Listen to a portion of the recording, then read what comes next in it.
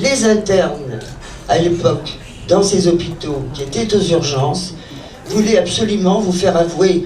Allez, dites-moi le nom de votre avorteuse. Et puis, vous savez ce que vous risquez. Hein, elle risque, mais vous, rien. En réalité, nous risquions toutes les deux la tôle. Et ça, je ne l'ai jamais fait. Et j'avais l'impression, mais il n'y en a pas un qui m'a demandé ça. Ils passaient tous à tour de rôle. Pour me dire, allez, parlez. Vous savez, quand vous êtes très jeune, et que vous avez cette espèce de sentiment déjà de culpabilité parce que vous avez avorté, hein, et que effectivement cette armada de médecins très intelligents sans doute, mais très conservateurs, veulent vous faire avouer, vous faire dénoncer. Pour moi, c'était, j'avais l'impression, je pense pas, je n'ai pas connu la guerre, mais je pense que c'était vraiment des actions gestapistes pour moi. Voilà. Et j'avoue que ça m'a beaucoup choqué. Donc, avec une vie un peu agitée, j'ai rencontré effectivement Gisèle Halimi par le canal de par l'intermédiaire de ma mère. Et ensuite, nous avons constitué dans ce qu'on appelait le club des conventionnels, où des gens qui sont devenus d'ailleurs très connus, dont je tairai le nom, nous avions une action politique où le droit des femmes, le féminisme était aussi au centre par rapport à tout ce qui se passait en France.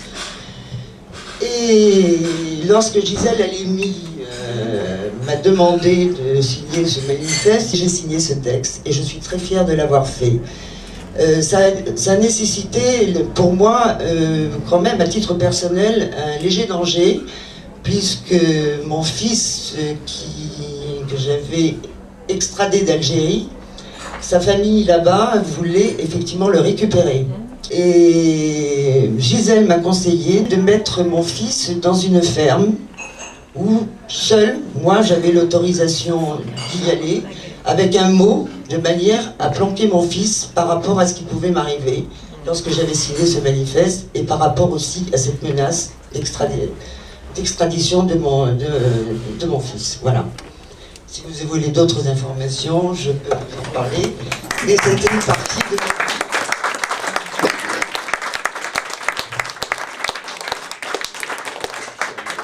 Nous, donc dans le 20e, on était déjà ancrés dans le quartier. On avait d'autres militaires. On était plusieurs à s'être rencontrés au foyer Bisson avec Paul. Je crois que tu étais dans la lutte au foyer Bisson pour des conditions décentes. Il y avait des grèves de loyer, il y avait des occupations de maisons, il y avait la lutte pour la carte de travail des immigrés. Enfin, ça ressemblait beaucoup à maintenant. Enfin, c'était autrement. Et voilà. Et donc, et puis on était dans le mouvement qui s'appelait LIP, le Larzac, etc. Donc, on avait une vie, une pratique militante, et on se connaissait dans le quartier. Donc, on était ancrés. Alors, en même temps, il y avait une coordination parisienne qui avait été mise en place avec l'UGIS pour organiser des accompagnements en Hollande et en Angleterre. Nous, donc, on a décidé de commencer on va faire quelque chose de plus local. Et donc, on va dans la rue. Donc, on va sur les marchés que vous connaissez, où vous intervenez, Belleville, Ménilmontant, Pyrénées, Gambetta. Sortie de station de métro aussi, il me semble. Et là, on avait des panneaux, on distribuait des tracts, et sur les panneaux, on dénonçait ce que subissaient les femmes, on revendiquait la liberté de désirer ou non d'avoir un enfant, et, très important, on expliquait la méthode Karman, c'est-à-dire qu'on faisait des dessins, on expliquait précisément ce que c'était. Et puis on annonçait nos actions et nos permanences. Alors les débats dans la rue étaient vifs, parfois violents, on se faisait souvent traiter de tous les noms quand même. Et puis bien sûr, il y avait des femmes qui s'adressaient à nous en chuchotant. Ça me fait penser, José, exactement comme on a commencé ici à tenir les permanences sur les violences, des femmes qui viennent nous dire « je voudrais vous voir parce que… » voilà, c'était exactement pareil. Et là on s'est rendu compte qu'elles avaient peur, que c'était, voilà, qu'elles voulaient, alors c'était toujours pour leur sœur ou pour une copine, enfin bon, en général c'était pour elles. Et alors on a décidé d'organiser des permanences chez nous. Et alors que c'était interdit, enfin, on affichait nos adresses personnelles sur le marché. Très vite, ces permanences sont devenues non seulement un lieu d'écoute, donc les femmes venaient, et d'accompagnement, mais aussi un lieu d'échange et de solidarité.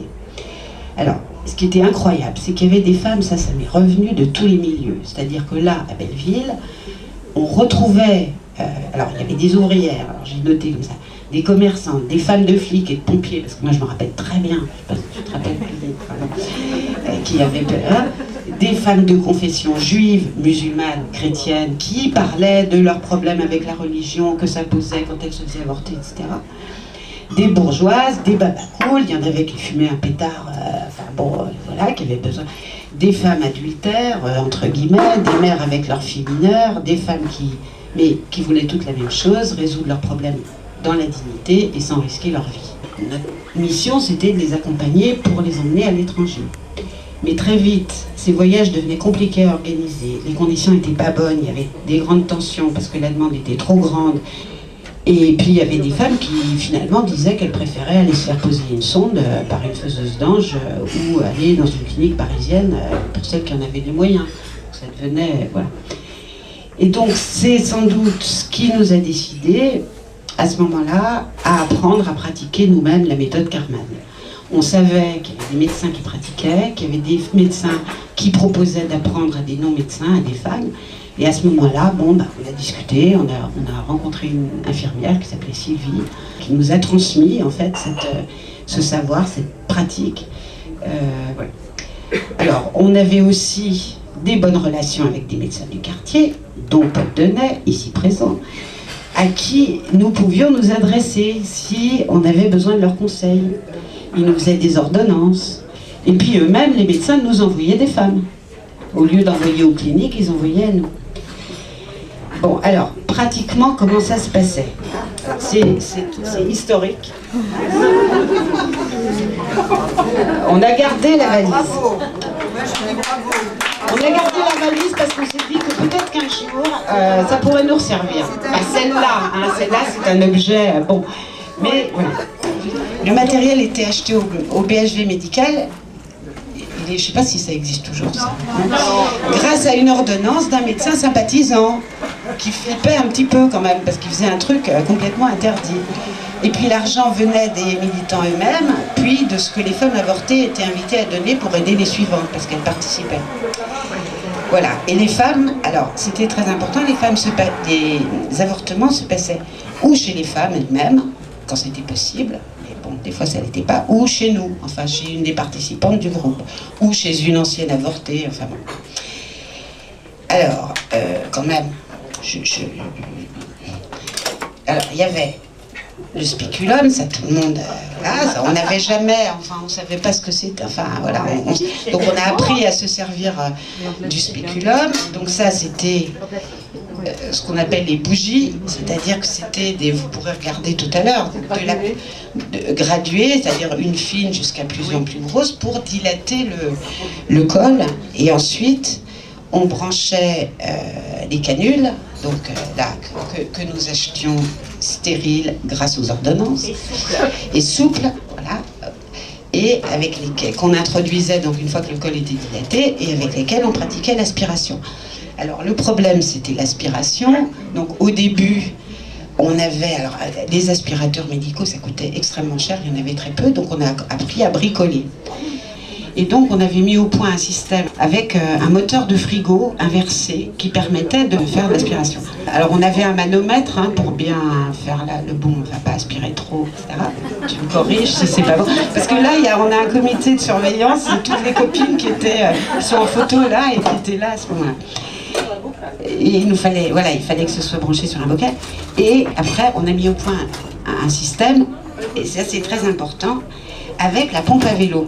Et c'est là qu'on a eu des problèmes avec la presse, parce qu'on disait les avorteuses, elles avortent avec une pompe à vélo. Mais non, c'était un système où on inversait le système de la pompe à vélo qui rentre de l'air, et on avait inversé le système, ça faisait une aspiration qui était très douce, au contraire.